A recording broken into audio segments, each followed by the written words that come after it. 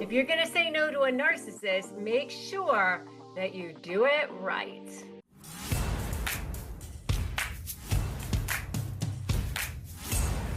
Hey there, I'm Rebecca Zung. Welcome back to my channel. I'm so glad you're here. I'm an attorney, a narcissist negotiation expert, and the author of the book, Slay the Bully, How to Negotiate with a Narcissist and Win. And if you're new here, I'm so glad that you're here. Make sure that you subscribe and hit that notification bell so that you don't miss out on any of the super game-changing strategies that I share here every single day. All right, so today we're going to talk about one of the most challenging but essential skills that you need to have, especially when you're dealing with a narcissist, and that is saying no. People all the time, they say, just say no, right? Well, it's way easier said than done, of course, because they've been conditioning you for so long that, you're afraid of backlash, you're afraid of what they're going to do. If you learn how to say no effectively, you will actually be able to stand your ground. You'll actually start to shift that dynamic of power and start to be able to be free.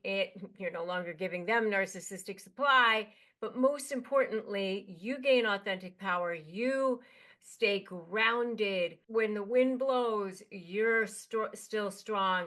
And that is the basis of living your life in freedom and in peace. In this video, I'm going to share the right way to say no to a narcissist so you can protect yourself in the process. So let's dive in. First, why do narcissists hate the word no? Why do they hate hearing that?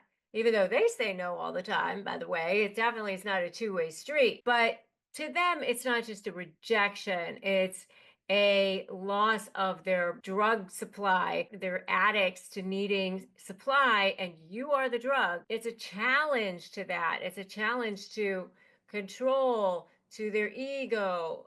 And they see it as a personal attack, even though it may be just for you. Maybe it's your self-care. Maybe it's you really are busy. Maybe you have too much on your plate. Whatever it is, they see it as a personal attack.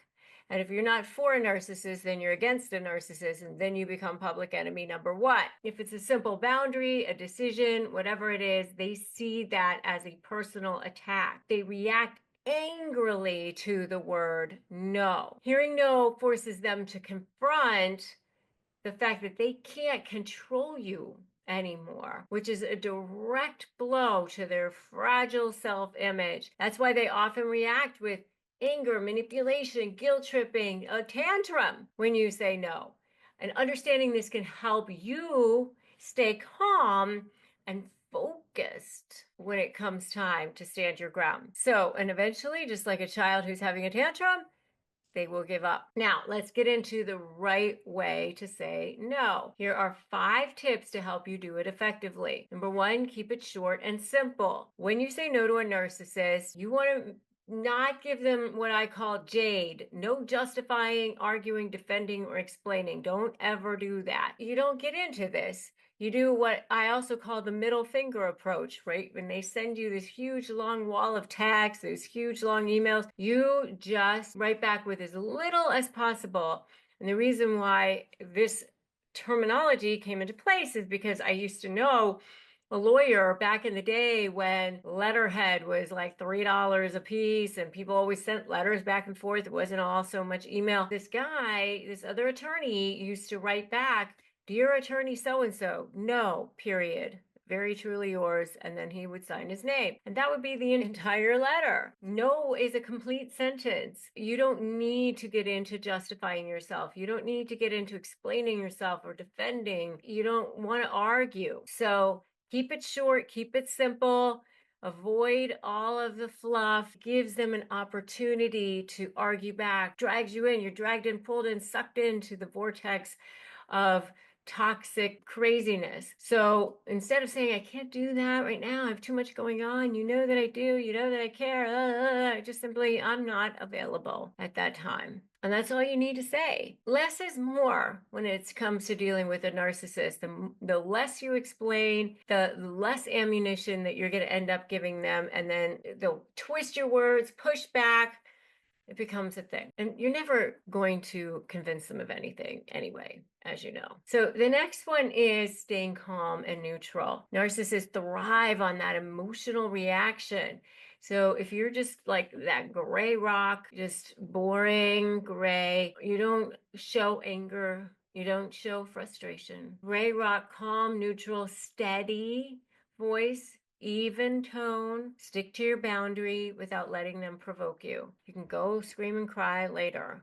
In that moment, calm, cool as a cucumber. Next is the broken record technique. I really like this because it just basically is how you reinforce your position, your boundary, whatever it is. I had a case one time where I was consulting for the client, and he had sent over through his attorney a proposed agreement. And because the ex-narc didn't like that, or the narky ex didn't like that agreement, she would keep saying things like, when are we going to talk about this? When are we going to agree on something? When are we going to have this conversation? And he'd be like, I sent you a proposed agreement. And then a day or two later, what are we going to do about this? And what's happening? And you need to do this, or you need to do that.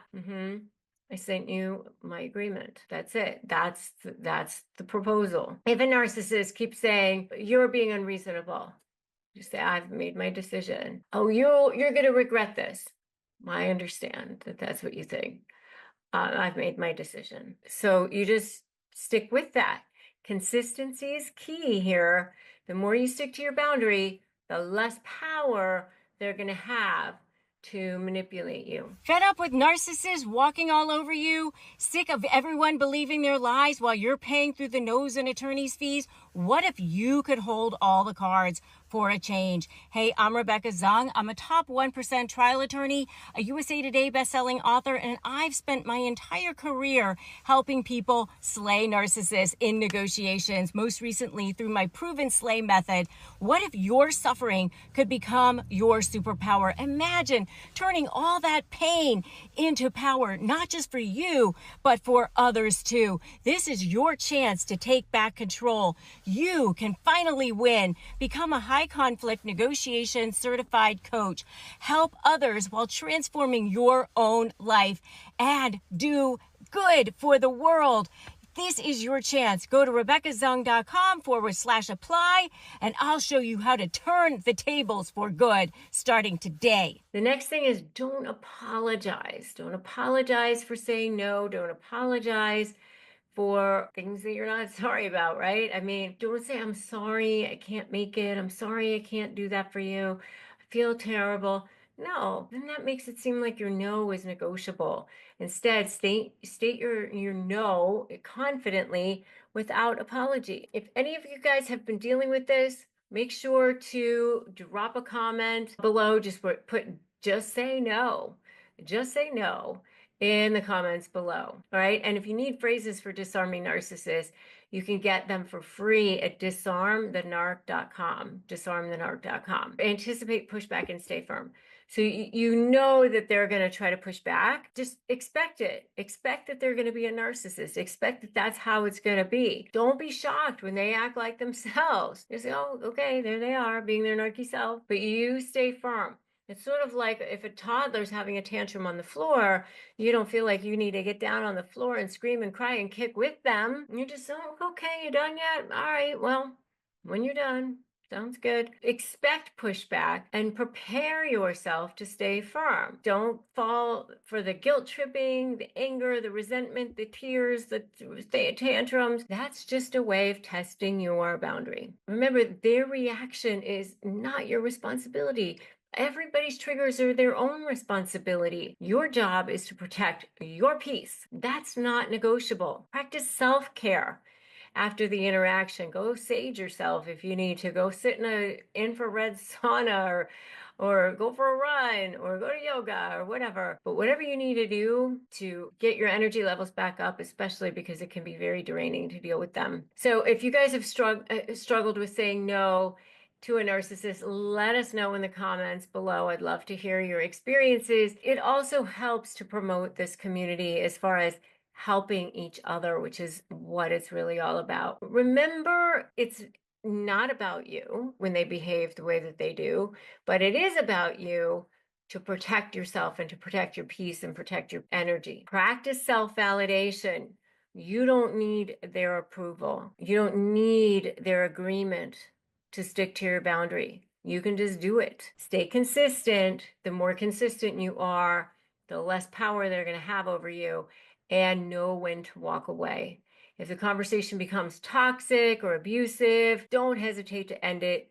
Your peace is worth so much more than their approval. Saying no to a narcissist can feel really intimidating, but with the right approach, you can stand your ground and protect your boundaries. And remember that their reaction is not a reflection of your worth or who you are. They're their issues, not yours. You have the power to say no and take control of your life. So if you like this video, make sure you give it a like and a thumbs up and share it with whoever you think needs it. And also make sure that you subscribe here and hit that bell. Creating great retail experiences is tough and challenging, especially when managing multiple stores, teams, and workflows. But with Shopify Point of Sale, you can handle everything effortlessly. Shopify's POS system acts as a unified command center for your retail business, integrating in-store and online operations across 1,000 countries. I even use it for shop.rebeccazung.com. It guarantees convenience for your customers, offering endless aisle, ship to customer, and buy online, pickup in store options, empowering staff to close every sale seamlessly. Customer retention, especially in today's market, is key.